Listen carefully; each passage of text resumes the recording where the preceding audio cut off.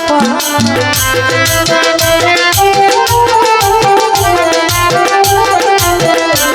আমার মাথায় চরম ধুলি দিতে যদি কষ্ট পাও দয়াল যদি কষ্ট পাও